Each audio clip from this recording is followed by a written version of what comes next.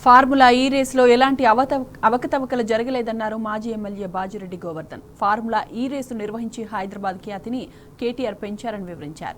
BRS KCR కుటుంబంపై రేవంత్ రెడ్డి ప్రభుత్వం కక్ష సాధింపు చర్యలకు దిగి ఉందని మండిపడ్డారు. ప్రజలకు ఇచ్చిన హామీల నుంచి దృష్టి మరల్చేందుకు రేవంత్ సర్కారు నాటకాలాడుతుందని విమర్శించారు. Seoul, Moscow, Berlin, Shanghai, Jakarta వంటి పట్టణాలలో ఇది నిర్వహించడం జరిగింది. దీన్ని భారతదేశంలోనే ఎక్కడ జరపకుండా హైదరాబాద్లో మాత్రమే ఆ సంస్థ ఇక్కడ ఎన్నుకోవడానికి గల కారణం కేటీఆర్ గారి కృషి. దానివల్ల ఏం లాభం అంటే, దానివల్ల మరి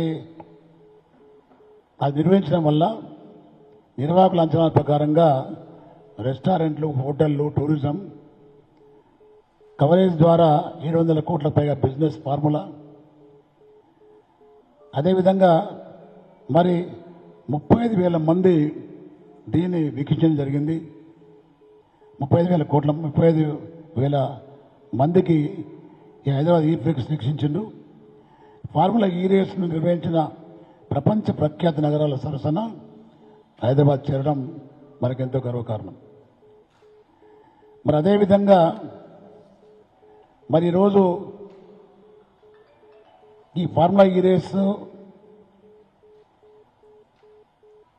ఇక్కడ మరి ప్రతిసారి జరగడానికి ఆ సంస్థతో ఒప్పందం కూడా చేసుకోవడం జరిగింది.